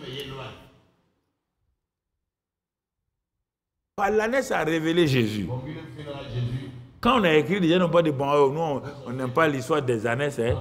On va dire, Jésus est rentré, et le peuple a posé des tissus, et on a crié Hosanna, il est rentré. Non, non, non. Le Saint-Esprit dit, parler de l'ânesse. Deux ânesses, un ânon et une ânesse. L'ânesse de Balaam. Parler de l'ânesse de Balaam. Parler de l'ânon qui a amené Jésus. Troisième ânon. Parler de l'ânon d'Absalom qui a pendu Absalom. Si tu n'es pas obéi, tu as des problèmes. L'ânesse de Balaam a parlé à Balaam. L'ânesse d'Absalom l'a amené. Il a amené. Et il fuyait là. L'ânesse est partie sous un arbre. Un arbre à deux, avec des branches comme ça là. Il a amené directement le gars. Puis l'ânesse a continué. Et le chef d'état-major est venu tuer le petit. La vie chrétienne, c'est... Vous savez, vous voyez ce que je vous dis là? C'est simple comme ça. Hein, on va faire ceci. Quand je vous dis, vous sortez, vous partez ailleurs. Vous partez, ok. Comme c'est votre vie, ce n'est pas ma vie. Continuez. S'il peut vous donner, il n'y a pas de problème. De l'école de la foi à la vie de la foi. Trois derniers éléments. Il a montré, il est monté sur la montagne de Mont Carmel.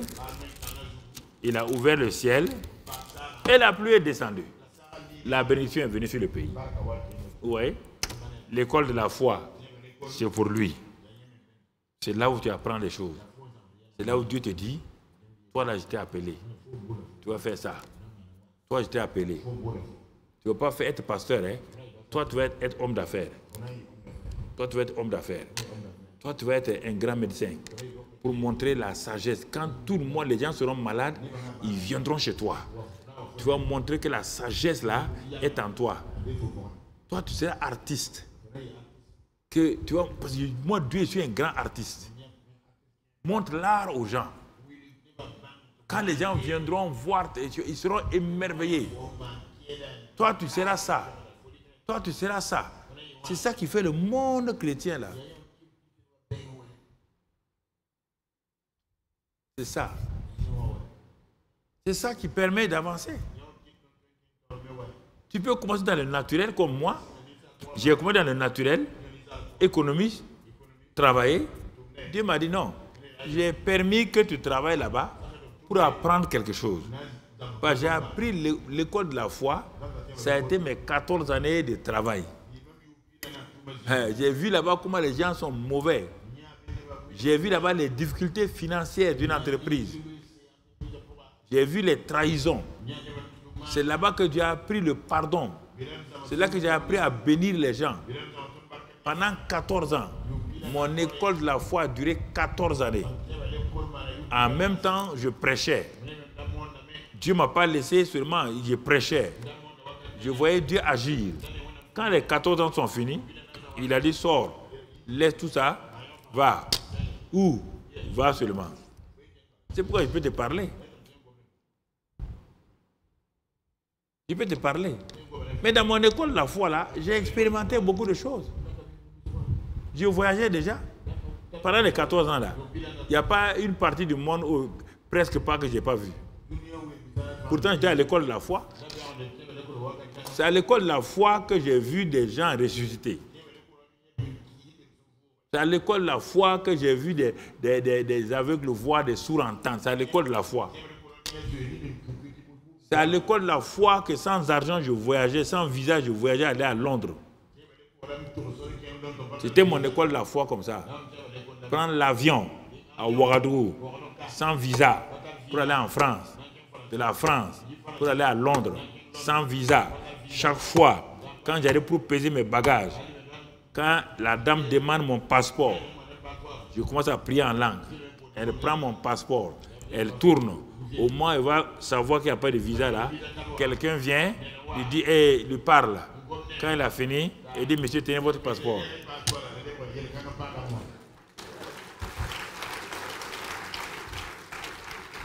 Mon ami, c'est vrai que je suis arrivé à Londres. Quand je suis arrivé à Londres, à l'aéroport, London Heathrow, je suis arrivé là, les gens étaient arrêtés. On était en ligne. Beaucoup de Nigérians, des Ghanéens, c'est leur capitale. Nous, c'est Paris. Eux, c'est Londres. J'étais avec eux. On est arrivé, mon ami, la police de la reine là, elle met les gens de côté. Nos visas. J'étais tranquille. Quand mon tour est arrivé, je suis allé devant le policier, j'ai donné mon passeport. Il a pris mon passeport. Il a fouillé, refouillé. Et puis il a vu le tampon de l'ambassade d'Angleterre là. C'était à Abidjan. Ils ont mis un tampon rouge. Ça veut dire pas de visa. Il s'est demandé comment j'ai fait pour franchir la France, entrer ici.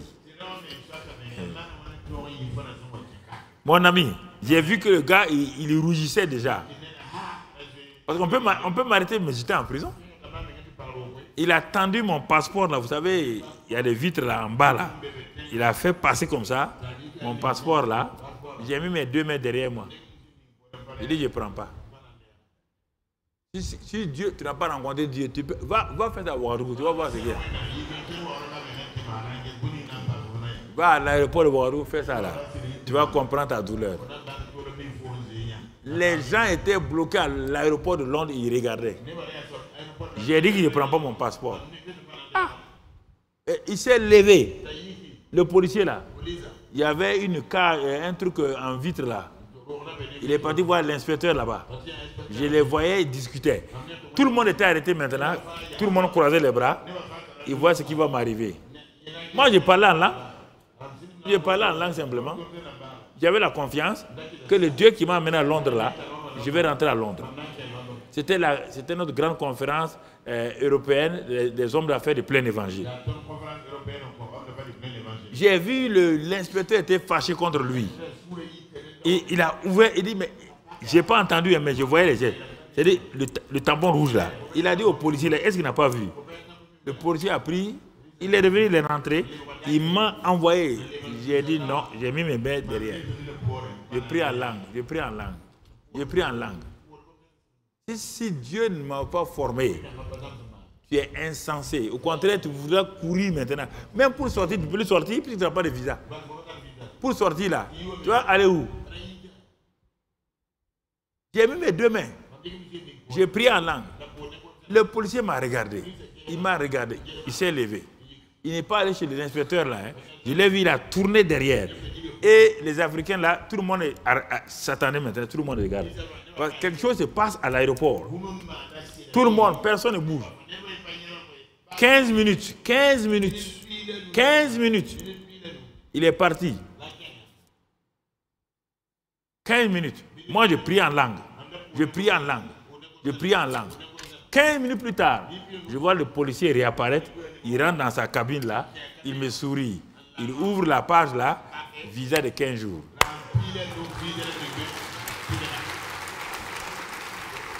Sur place. On ne donne pas visa comme ça, sans papier. 15 jours. J'ai gardé le passeport là longtemps. Tu comprends? L'école de la foi et la vie de la foi. Pendant 14 ans, c'est ce que j'ai appris. Je ne me suis pas lancé dans le ministère comme ça. C'est quand j'ai fait 14 ans, Dieu m'a dit, maintenant tu peux aller. Abandonne tout ce que tu as là, va. Et c'est pourquoi Élie a pu ouvrir le ciel pour que la pluie descende. Que la pluie descende. Et on voyait, bien aimés frères et sœurs, je voulais vous amener dans cette étape-là que vous comprenez. De l'école de la foi à la vie de la foi. Regardons ceux qui ont vécu cela rapidement. On va le voir dans Hébreux 11. Ceux de l'Ancien Testament, Dieu les a alignés exprès pour que nous puissions les connaître. Hébreux 11. Dieu les a alliés là-bas. Versets 1 et 2. Or, la foi est une ferme assurance des choses qu'on espère, une démonstration de celles qu'on ne voit pas. Pour l'avoir possédé, les anciens ont obtenu un témoignage favorable. Maintenant, nous allons voir qu'est-ce que la vie de la foi produit. Elle produit un témoignage favorable. On parle des anciens. On ne parle même pas de nous. On va voir les anciens. Le premier ancien s'appelle Abel. On dit c'est par la foi qu'Abel offrit à Dieu un sacrifice plus excellent que celui de Caïn. C'est par la foi qu'Abel fut déclaré juste, Dieu approuvant ses offrandes, et c'est par la foi qu'Abel parle encore aujourd'hui, quoique mort. Caïn a offert des fruits. Or, la terre était déjà maudite. Le fruit de la terre, c'est maudit.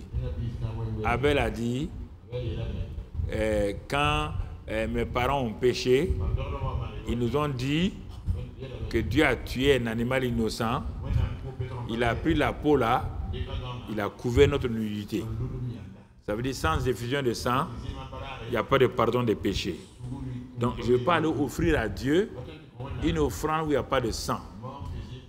Il est parti offrir l'offrande de sang là, et il a brûlé cela, l'odeur est montée. C'est ça qu'on appelle la foi d'Abel. Et quand Caïn l'a tué, la foi d'Abel le sang d'Abel a ouvert sa voie pour aller au ciel. À cause de ça, Caïn a été maudit.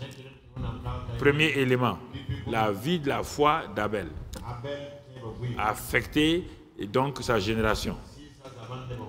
Deuxième fois, c'est Enoch. Verset 3, 5. Enoch, jusqu'à 65 ans, il ne marchait pas avec Dieu. Quand il a eu 65 ans, il a eu un enfant. On ne voit pas le livre, ça ne se trouve pas ici, mais c'est tout dans Genèse. L'enfant là s'appelle Métushéla. Quand son enfant est né, à 65 ans, la vie d'Enoch a changé. Il a commencé à connaître Dieu. Il est entré dans la vie de la foi. Il a tellement marché 365 ans. 300 ans de vie de la foi.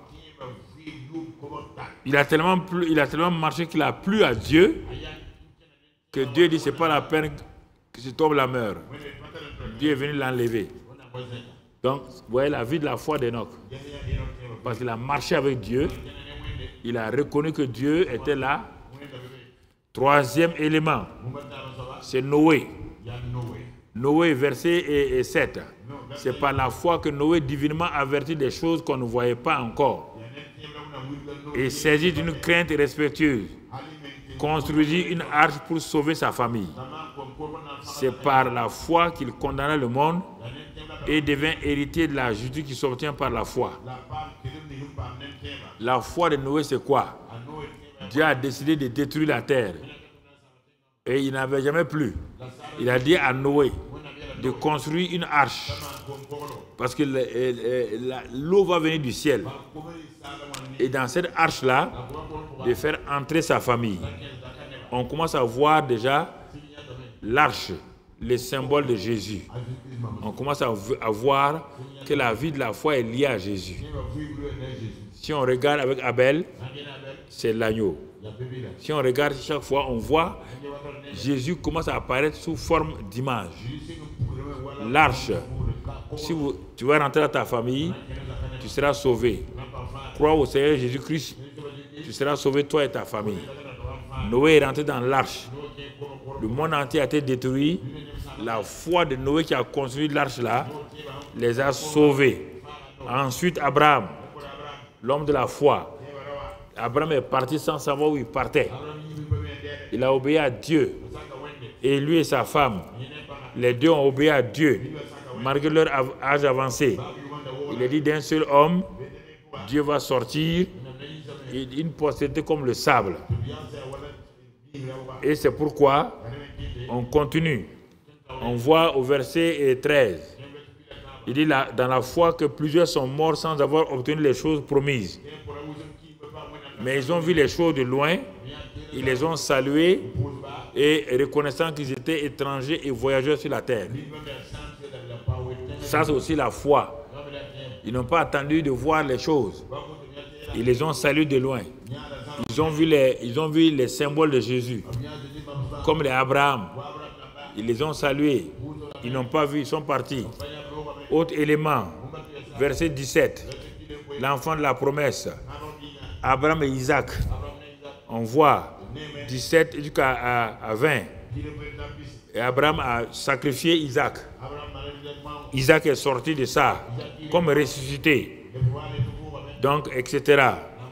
Isaac a béni Jacob. Ensuite, Jacob a béni sa postérité. Par la foi, il a providé sur chacun de ses enfants. Ils sont devenus les 12 tribus. Et les 2 enfants de Joseph, plus les 10 enfants, sont devenus les 12 tribus. À cause de ça, aujourd'hui, la foi de Jacob montre qu'il a raison, le pays est là, Israël. Ensuite, Joseph, etc. Après, Moïse a apparu. Et par la foi, il a refusé d'être considéré comme la fille de Pharaon. Il est sorti d'Égypte en voyant l'invisible. Il voyait Christ. Il voyait comme Christ. Il ne connaît pas Christ. Il ne connaît pas son nom. Mais il a vu. Il est sorti. Il a regardé l'invisible. Il est sorti. Il est sorti avec tout le peuple derrière lui. Il fit la Pâque. Pour sortir, il sacrifiait l'agneau. Il a pris le sang. Par la foi, il a mis sur les maisons. Ils ont mangé la chair. Pharaon les a libérés. Par la Pâque, on n'a pas pu les arrêter. Ils sont arrivés. C'est par la foi que plus tard on voit les murailles de Jéricho qui sont tombés au temps de Josué. Oui, c'est par la foi que dans Jéricho embastillé, que Rahab a parlé la parole de foi et qu'elle a été sauvée. Elle a posé un acte de foi. C'est par la foi qu'on regarde les Samson, les Jephthé, ils ont combattu, les David, les Samuel, tous ces gens-là, par leur foi, ils ont eu des victoires. Ils ont fermé la gueule aux lions. Ils ont tué les géants. Par la foi, on dit qu'ils recouvraient leur mort par la résurrection. On parle des femmes maintenant. Et d'autres furent livrés au tourment. Ils n'ont pas accepté de ressusciter. D'autres subirent les moqueries. C'est par la foi que le monde les a méprisés. Mais ils ont levé la main. Ils ont dit qu'ils préfèrent souffrir que de se livrer aux choses de ce monde-là. Il est dit au verset 39, tous ceux-là, à la foi desquels il a été rendu témoignage, regardez maintenant, n'ont pas obtenu ce qui leur était promis. Pourtant, ils ont fait des exploits. Pourquoi ils n'ont pas reçu? Parce que sans nous là, ils ne peuvent pas recevoir. Mais regarde, comment on sera jugé sévèrement par tous ces gens-là. Tu seras jugé sévèrement. Ils n'ont pas vu Jésus. C'est ça qu'ils voulaient voir. Mais il est dit ici, Dieu ayant en vue quelque chose de meilleur pour nous, afin que ces gens-là ne parviennent pas sans nous à la perfection. On termine le merveilleux chapitre 11 des Hébreux. Et dans Hébreux 12, on nous invite, on dit nous donc aussi, puisque nous sommes environ d'une si grande nuée de témoins. Ces témoins sont assis sur les gradins du royaume. Il est dit qu'ils nous regardent courir. Ils sont assis. Les Abraham, les Élie, les Élisée, ils sont assis. Enfin, ce qu'ils voulaient là, ils voient nous qui bénéficions de ça, mais ils nous voient traîner les pieds, s'arrêter, murmurer. Ils disent, hein? Ils ont le sang de l'agneau, de Jésus, que nous, on n'a pas pu connaître. Mais avec le sang des animaux. Voilà ce qu'on a fait. Dieu, tu dis non? Ah. Laissez-les, hein? Chacun doit courir. Chacun doit courir. Vous attendez quoi? Il dit se lèveront. Ces gens-là se lèveront pour nous juger. Vous avez la foi parfaite. Vous avez les médiateurs parfaits. Vous avez l'agneau de Dieu. Nous, on n'avait que des animaux. Et regardez comment on a obéi. Regardez, même au risque de notre vie, on a obéi. Et regardez, vous qui êtes à la télévision, là, je voudrais que ce message-là pénètre votre cœur une fois pour toutes. Il ne faut pas discuter. Il ne faut pas vous dire, on va faire ceci, on va faire cela, là. Si vous ne comprenez pas ça, là, il n'y aura rien. On a mis un chapitre, pas sur l'onction. On a mis un chapitre sur la foi, car le verset 6 dit, on a sauté ça exprès, sans la foi, là, sans sa manifestation, il est impossible d'être agréable à Dieu. Pas sans l'onction. Non. C'est sans la foi. Il est impossible d'être agréable à Dieu. Mais elle vient d'où? Elle est déjà donnée. Romains 12, 3. La foi vous a été donnée à chacun. Elle est liée à la parole. Romains 10, 17. Je pense qu'on doit s'humilier. On doit s'arrêter. Seigneur, vraiment, ça ne va pas. Ma manière de vivre là, moi-même, je ne te connais pas. On doit s'arrêter. Dire à Dieu là, mais ça ne va pas. C'est qu'on pensait qu'on est dans la victoire là, qu'on est des champions là. On n'est pas des champions. Regarde la liste. Ils ont apporté des preuves à Dieu. Chacun d'entre eux. On n'a pas dit qu'ils ont été bénis. Hein. C'est eux qui ont apporté des preuves à Dieu, qu'ils connaissent Dieu et ils croient en lui. Où sont tes preuves? On dit témoignages. Où sont tes témoignages? Je ne parle pas avoir une route. Est-ce qu'on a parlé de maison? On dit Abraham à qui Canaan a été promis là. Il vivait là-bas en tant qu'étranger. Il n'a même pas pu bâtir une maison en banco. Il vivait sous des tentes. Mais le fait qu'il a mis pied à Canaan là, ça lui suffisait. Il était content. C'est avec ça qu'Abraham est parti. Alors mon frère, toi dis, ah ouais, Dieu m'a donné une maison. Gloire à Dieu. Mais tu vas laisser la maison là. C'est pas ça. Dieu m'a donné 5 voitures. Il n'y a pas de problème. Utilise-les. Mais tu vas les laisser. Que vas-tu amener le jour que tu vas quitter la terre? Tu vas amener quoi chez Dieu?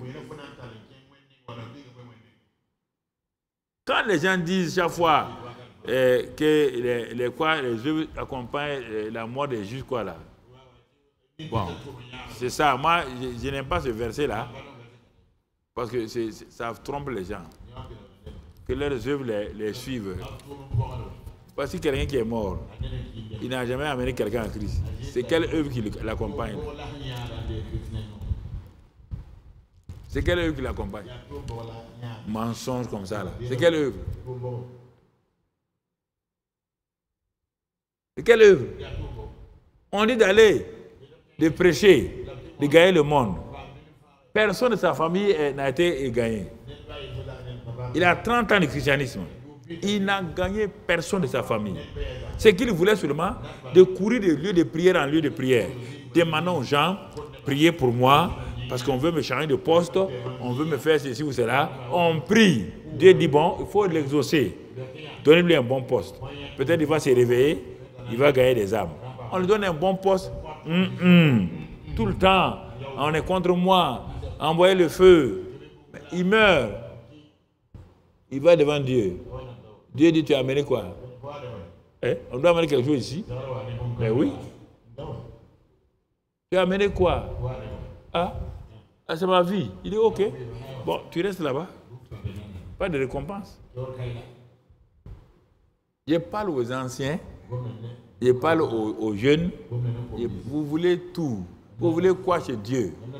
Où est la vie de la foi? Où est la vie de la foi?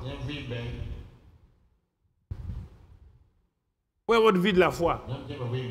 Montez, dit que les anciens ont montré les témoignages de leur foi.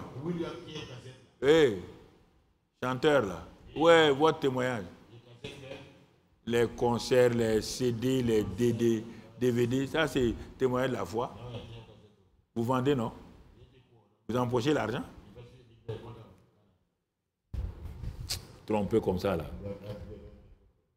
Tout ce que Dieu nous donne là, c'est notre poche, notre bien-être, c'est pas la foi. On dit d'aimer les gens, tu n'aimes pas les gens. Il y a quoi? Il n'y a rien. Tu vas au ciel là, aïe, mon ami. C'est pas peut-être quel ange qui va t'accueillir à la porte. Hein.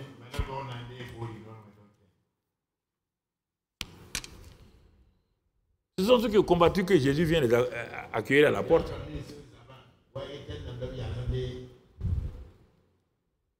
C'est ça. La vie de la foi produit un fruit, un témoignage. Comme tu le sais, Paul dit, j'ai combattu, j'ai achevé, et la couronne m'est réservée. La vie de la foi se termine avec cette phrase-là. C'est pas quand tu es mort, on dit, il a achevé, il a combattu. Mensonge, il a combattu. Quel combat il a combattu? Le gars était bagarreur, une femme querelleuse comme ça, là. C'est ça le bon combat, là. Femme querelleuse comme ça, là. Hein? Querelleuse. Jalouse. C'est ça le bon combat, là. Il est temps de nous réveiller, hein? De l'école de la foi à la vie de la foi, pour que Dieu sache, que Dieu voit, que les anges voient. Ah, vraiment, cette fille de Dieu là, les anges disent, ah, nous on est contents. Quand tu la vois là, elle est passionnée pour les âmes. Elle cherche des âmes. Et quand elle ne prie pas pour elle-même. Elle aligne la lie de ses parents, la lie des voisins, la lie des collègues de service, même ceux qui lui font du mal là, en train de crier, Seigneur, donne-moi ces âmes-là. Oh Seigneur, donne-moi comme ce grand homme-là. Il dit, donne-moi l'Écosse où je meurs. Donne-moi l'Écosse où je meurs. Donne-moi l'Écosse où je meurs. Et Dieu leur donne l'Écosse. Donne-moi les âmes de mes parents. Donne-moi les âmes de mes voisins. Donne-moi les âmes des gens de service. Donne-moi l'âme de cette femme-là. Elle ne m'aime pas, mais ce n'est pas un problème. Donne-moi son âme, Seigneur. Elle peut aller quelque part et dans une semaine, tu vois qu'elle est convertie.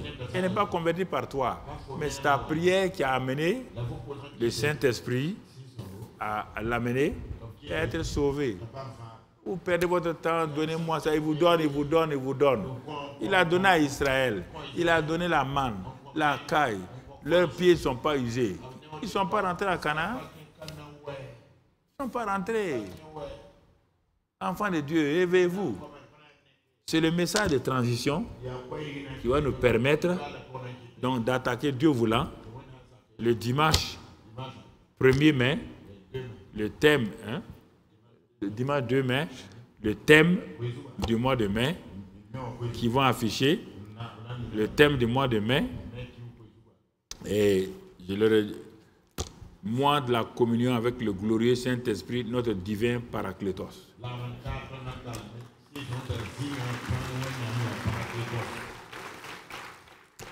Voilà pour le mois de mai.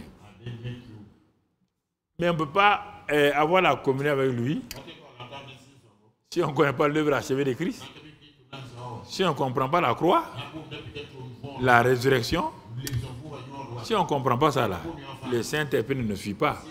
Le Saint-Esprit est venu pour glorifier Jésus.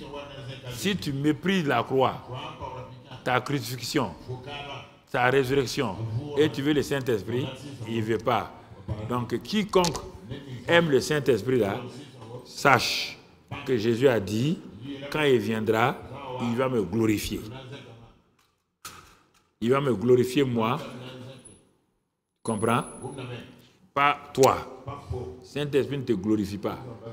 Tu n'as rien à être glorifié avec le Saint-Esprit. Il va glorifier Jésus.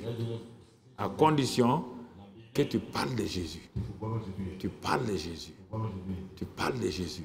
Plus tu parles de Jésus, plus le Saint-Esprit opère. Oubliez les miracles extraordinaires. Là. Ce qui fait votre problème là, à force de mépriser les miracles que Dieu donne régulièrement là, les surnaturels là, vous voulez qu'on vous voit. Vous voyez quelqu'un qui a une seule jambe. Vous vous dites au nom de Jésus, la deuxième jambe la sort. C'est les miracles comme ça que vous voulez. Ça ne vous sert à rien. Ça va vous servir à quoi? Mais il y a des miracles tous les jours. Dans ta vie personnelle, dans ton service, dans ton quartier. Quand tu apprends que les gens sont malades au quartier, aide-les et va prier pour eux. Et quand tout le quartier va dire, ah, cette femme-là, quand elle vient chez vous là, elle prie. C'est bien. Vous êtes content? Le surnaturel, c'est ça. Ce n'est pas les grandes choses. Vous comprenez? Et ça ne fonctionne pas. Les grandes campagnes là, et je dis la vérité, on a tous fait des campagnes, qu'elles soient grandes ou moyennes. Mais les grandes campagnes, sur 300 000 personnes, il y a peut-être 100 qui sont guéris, miracles, tant. Mais les gens qu'on ramène là sont très nombreux. Béni, il n'était pas au moment où il fonçait bien là, où il y avait l'onction puissante. Il est parti au Kenya. Les gens sont allés prendre leurs malades dans les hôpitaux. On dit non, si Béni vient, tout le monde est guéri. Tant. Parce que la propagande là a augmenté. Un jour, je suivais ça et à la fin, donc quand Béni a pris l'avion pour partir, la presse kenyane a dit le nombre de morts sur le terrain, le terrain là. Il y a eu des miracles, hein? Mais le nombre de morts, c'est ça que les journaux ont pris. Les gens sont allés amener leurs malades à l'extrême. Ils auraient pu dire à Béni d'aller prier là-bas. Non, ils ont amené leurs malades. Ils n'ont pas été guéris. Au contraire, ils sont morts. Donc, les journaux ont dit voilà, il est venu tuer les Kenyans. Cette idée-là que vous avez là, il y a des jeunes qui rêvent que ça. Quel jour je vais ouvrir les yeux des 3 aveugles? Quel jour les muets vont parler? Quand ils s'en vont pour évangéliser, quand ils ne voient pas ces miracles-là, quand ils reviennent, quand vous les envoyez une deuxième fois, ils n'ont pas envie d'aller. Ils n'ont pas envie. Et tu crois que Dieu va te donner à toi? Les aveugles vont voir. On peut t'avoir encore ici? Toi, tu ouvres les yeux de 2 aveugles, 2 sourds muets. Toi, tu viendrais au culte dimanche ici. Dimanche matin, on va entendre que tu as ouvert une cellule quelque part. Cellule internationale de guérison magnifique, manifeste et tout. Dieu n'est pas insensé pour donner la puissance aux gens comme ça. Tu vas te détruire toi-même. Nous tous, on a cru comme ça. On a cru comme ça. J'ai prié pour quelqu'un. Il avait tuberculose. Quand je démarrais là, non. J'ai dit à Gilbert, non. On a prié pour le type. Il est guéri. Il est guéri. Hein? J'avais la conviction qu'il est guéri. J'avais vu des miracles. Mais ici, là, ça commençait à monter ma tête, quoi. Ça monte ma tête. Je ne suis pas petit, hein. J'ai prié pour le type. 2 jours après, j'ai dit à Gilbert, viens, on va aller. On est parti. Il dit, où est le malade là? Sortez-le, il est guéri, non? Les gens ont attrapé la tête, on l'a enterré hier. J'ai dit à Dieu, moi je n'aime pas ça. Hein. Moi je prie pour les gens, toi tu tues. Dieu dit que lui n'a rien tué. Ta foi n'est pas arrivée là-bas. Tu veux te vanter. Ça m'a été une leçon. Ça peut aller? Vous avez bien saisi. On rend grâce à Dieu seulement. Seigneur, merci. Merci ce soir-là pour ton peuple. Je crois qu'ils ont saisi enfin que de l'école de la foi à la vie de la foi, c'est possible de le faire. Élie, un simple habitant, l'a fait et il a été vraiment utilisé puissamment par Dieu. Que toute personne qui est en contact avec nous maintenant comprenne cette vérité. Sache qu'à l'école de la foi, on apprend d'abord pour soi-même et quand on sort dans la vie de la foi, on est utile aux autres. Qu'ils comprennent cela et qu'ils aillent pas à pas afin de manifester la foi que Dieu leur a donnée et que vraiment ils sachent que Dieu les aime, que Dieu les utilise, qu'ils soient fortifiés par l'exaucement à leurs prières. Merci pour ce peuple-là que tu aimes, tu vas utiliser et que la gloire te revienne à toi. Merci pour tout le mois de mai qui va commencer. Donne-nous de prier pour le mois de mai. Déjà avec la réunion des jeunes, la jeune génération. Le samedi 1er mai, ensuite le séminaire de Pentecôte et tous ces séminaires-là. Merci Père pour tous tes bienfaits au nom de Jésus-Christ. Amen. Amen. Amen. On a terminé. Bon, on redonne l'antenne à celui qui appartient et puis les choses. Ben, je voulais dire que le 1er mai là, bon ok, 1er mai, bon peut-être il faut laisser là pour qu'ils entendent. 1er mai, la télévision ou bien les réseaux, laissez. 1er mai, nous avons la rencontre avec ici le Codec Nouvelle Génération, le CEMEB, tous les jeunes pasteurs, prophètes, apôtres, ils seront là.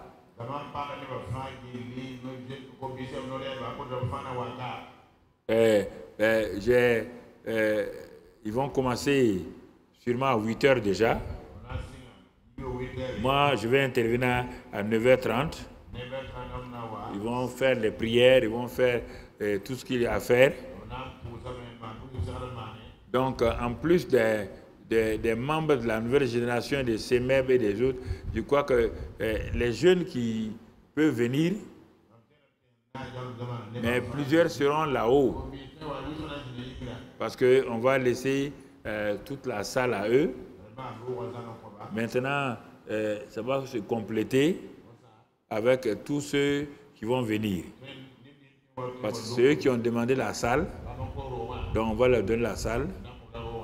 Mais vous pouvez venir participer en vous mettant au fond. Je parle des gens du CIE MIA là. Je parle de voilà.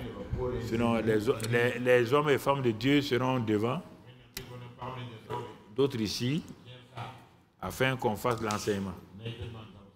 Jusqu'au séminaire de Pentecôte, il y aura deux aspects. L'aspect des enseignements du soir et l'aspect de l'école surnaturelle, donc du surnaturel divin, où je vais apprendre aux jeunes là comment prier pour les malades efficacement, comment utiliser l'onction. Il y a des choses que j'ai gardées pour permettre au séminaire de Pentecôte là que ces choses soient mises en exergue pour eux. Pendant des années, je doutais, pas douter de moi, j'hésitais pour faire cette école du surnaturel divin. Parce que j'ai vu beaucoup de gens utiliser ça avec vraiment exagération. Bon, je me disais que si je demande, ils vont sortir maintenant. Pour les rattraper, c'est un problème. Mais maintenant, je pense qu'ils sont mûrs. Vous êtes mûrs pendant le séminaire de Pentecôte là. Donc, priez réellement que toutes ces choses-là soient bien préparées afin qu'on aille de l'avant et qu'on glorifie donc le nom du Seigneur. Et d'autre part, ça c'est pour le CEMIA. Le jeudi, c'est Pentecôte, Ascension, jeudi 8 mai, c'est ça, non? Ascension, c'est le jeudi 8 mai. Donc, tous les évangéliques consacrés, tous ceux qui sont dans l'évangélisation, ça c'est CEMIA. Donc, tous ceux qui sont dans l'évangélisation, les évangéliques, jeudi 13 mai. Ah, jeudi 13 mai, ok. Ils sont dans l'évangélisation. De toute manière, on va donner les communiqués. Et je vais les rencontrer. Ça, c'est CEMIA. Parce que le Seigneur m'a dit, bon, vous avez été mis en place pour faire l'évangélisation, la mission et l'enseignement, accompagné des œuvres sociales. Vous êtes bien dans l'enseignement. Mais l'évangélisation, je veux que vous reveniez dans ça. Donc, c'est ça que je vais redimensionner tout cela pour qu'on puisse aller de l'avant. Voilà, que le Seigneur vous accompagne. De l'école de la foi à quoi? De l'école de la foi à la? Ok, allez-y avec ça. Que le Seigneur vous accompagne. Au nom de Jésus. Amen.